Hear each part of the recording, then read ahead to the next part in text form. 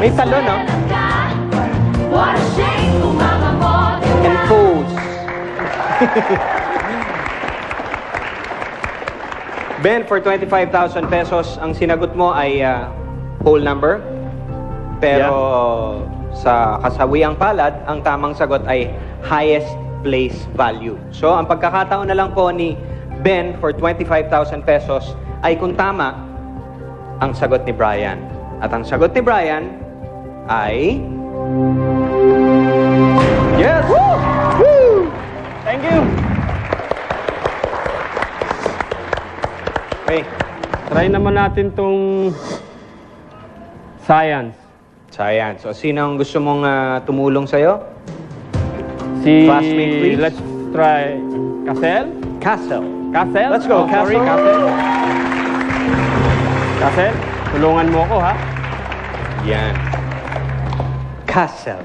Castle. Okay. Saan tayo, Ben? Science pala, sorry. Nilito lang kita. Nalilito na ako. Grade 5 na yan, ha? Grade 5. Let's try grade 5. This is for 50,000 pesos. Importante ito, Ben, dahil pagdating mo ng 50,000, pag nakalampas ka na doon, ang bagsak mo lagi, 50 na. Guaranteed na yun. Guaranteed Thank na. you. So, Okay. tuloy tayo sa grade 5 science. Grade 5, science. Grade 5 science for 50,000 pesos. Here is your question. Under which subgroup of invertebrate invertebrate animals do the clam, squid, octopus, and snail belong? Napag-aralan ko yata ito nung grade 5 ako. Kumasa na si Castle? These animals are called hollow-bodied animals. At alam ko yan ay nasa grupo ng mga mollusks. Ng mga malas? Mollusks. Hindi malas, ha? Okay. Gusto ko buenas. Okay. Nililinaw ko lang. Mollusks. Or M-O-L-L-U-S-K. Gusto mo na ba ikasayan? Invertebrates yun, sigurado ako eh. At yun ay malalambot ang mga katawan. Kaya, ikakasa ko na to. Nasa yan, Ben? Pwede ba magbago? Nawalan ka ng tiwala sa iyong sarili, Ben. Mollusks. Okay? Don't look at me. Pwede na po ba ako pumindot? Anytime. Natatakot na ako.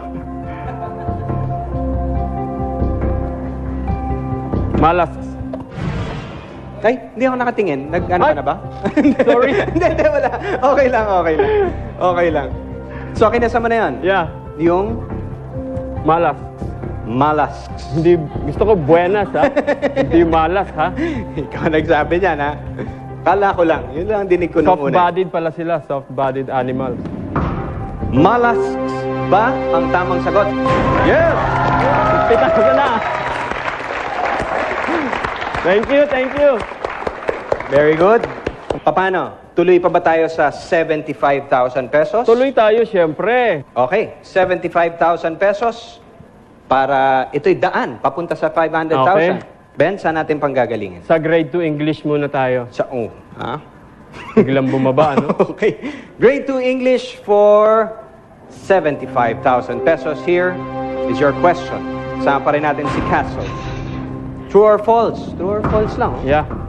When the plural of a noun shows possession or ownership, it is in its plural possessive form. True or false? Alam ko may... True. Kakasa ko na to. Hinihintay lang kita, Ben. Kung Okay. kailan ka... Anytime. Kakasa ka ba? True. Kinasa na ni Ben ang sagot na true for 75,000 pesos. Wala ka nang save. Hindi mo ginamit ang copy. For 75,000 pesos, Ben, the correct answer is True. Thank you, Castle. Tama rin si Castle. Thank you, Kung thank you. sakasakali. Kung sakasakaling kumopya ka sa kanya, correct din si Kinakabahan Castle. pa rin And ako. same with all of our classmates. Okay. Ben, sa pagbabalik natin mamaya, bibigyan kita ng konting panahon para huminga at magpunas-punas ng pawis. Oo, kailangan ko yun. Mag-relax dahil sa pagbabalik natin, 100,000 pesos ang lalaroin natin. Yan ay sa pagbabalik ng Kakasakaba sa Grade... Yeah! Kakasakaba sa grade 5. Kakasakaba shake kung mga bote ka. I like that. Okay, Ben, tayo papunta na sa 100,000 pesos. Meron ka pa natitirang copy. Copy. So, kailangan pa na, pwede pa tayong tumawag ng classmate. Pwede pa. Sige. Mhm. Si Luis. Luis. Let's go, Luis.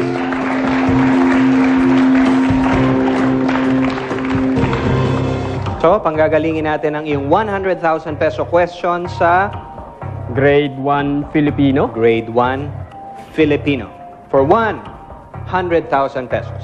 Okay, let's see the question.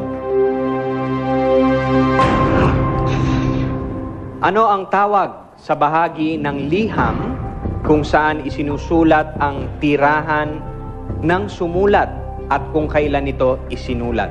Siguro yan ay nasa bahagi ng pamuhatan. Alam ko pamuhatan yan eh. Handa ka na ba ikasayan, Ben? Handa na. Yan ang kumasa na. Pamuhatan, bating Si panimula. Luis, katawan yun ang ng balak mo liham, talaga, di ba? Bating pangwakas, lagda. Pamuhatan. Pamuhatan. Handa ka na ikasayan? Kasako na, pamuhatan. Ben, for 100,000 pesos, sabi mo pamuhatan. Ang tamang sagot ay pamuhatan. Pamuhatan. Pamuhatan. Magaling. Okay, this is for 175,000 pesos. Meron ka pa rin natitirang copy. Siguro, try ko nga tong grade 4. MSEP. Musika, sining, edukasyong pangkatawan. Yeah. Grade 4. Susubukan natin? Oh, subukan natin. Okay ka doon, Luis? Okay. Narito ang iyong tanong, Ben. In music, what is composed of 5 lines and 4 spaces? 5 guhit o linya at 4 na space. Alam ko dyan ay Kumasa na? Si Luis? stop. Musical stop. Kasako na. The correct answer is... considered. Pasok pa rin si Ben. Thank you, Luis. Thank you, Luis. For 300,000 pesos. Pili tayong classmate. Si Ram. Let's go, Ram. Yeah. That's what I'm talking about. You ready? You ready, my man? Yeah. Yeah. Come on. I can't hear you. What? Yeah. That's what I'm talking about. So, 300,000 na to. Saan natin paggagalingin, Ben? Sa grade 5 English. Grade 5 English for 300,000 pesos. Here is your question.